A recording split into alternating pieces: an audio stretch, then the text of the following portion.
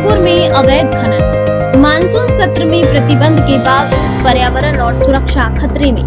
देहरादून उत्तराखंड सहसपुर विधानसभा के अंतर्गत विधौली petroleum university और जंगल से सटी सैकड़ों बीघा जमीनों पर उत्तराखंड सरकार द्वारा मानसून सत्र में खनन पर लगाए गए प्रतिबंध को ठेंगा दिखाते हुए अवैध खनन का खेल धड़ल्ले से जारी है। भारी मशीनों जैसे पोकलैंड और HM के जरिए जंगल से लगी जमीनों को खोदा जा रहा है, जिससे पेड़ों की जड़ें उखड़ रही हैं और वन संपदा को भारी नुकसान का खतरा मंडरा रहा है। स्थानीय लोगों और सूत्रों के अनुसार इस अवैध खनन से निकाली गई मिट्टी का ओवरलोड वाहनों के जरिए अवैध परिवहन हो रहा है।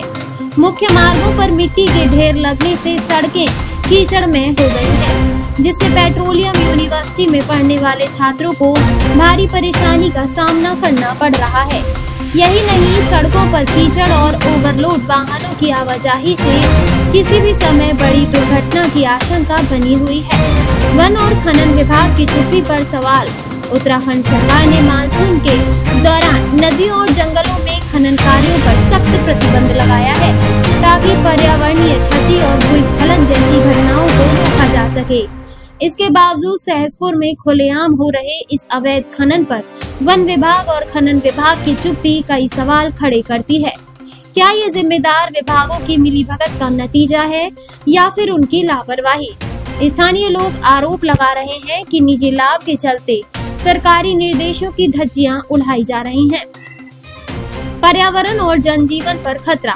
अवैध खनन से न केवल जंगल के पेड़ों को नुकसान पहुंच रहा है, बल्कि भारी बारिश के दौरान भूस्खलन और मिट्टी कटाव का खतरा भी बढ़ गया है।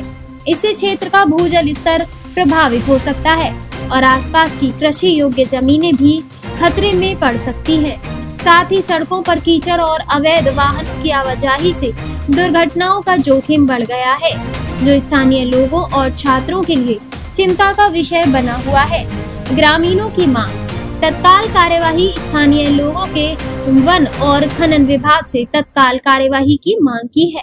उनका कहना है कि अगर समय रहते इस अवैध खनन पर रोक नहीं लगाई गई, तो यह न केवल पर्यावरण के लिए खतरा बनेगा, बल्कि क्षेत्र में बड़ी दुर्घटना को भी न्योता देगा।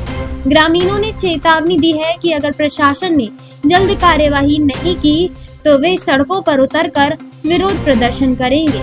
विभागों से जवाब की मांग। इस मामले में जब जिम्मेदार अधिकारियों से संपर्क करने की कोशिश की गई, तो कोई ठोस जवाब नहीं मिला। ये सवाल बना हुआ है कि आखिर इतने बड़े पैमाने पर हो रहा अवैध खनन विभागों की नजरों से कैसे बचा हुआ है? क्या ये केवल लापरवाही है या इसके पीछे कोई गहरी साजिश है? उत्तराखंड सरकार को इस मामले में तुरंत हस्तक्षेप कर दोषियों के खिलाफ कड़ी कार्यवाही करने की जरूरत है, ताकि पर्यावरण और जन सुरक्षा को सुनिश्चित किया जा सके।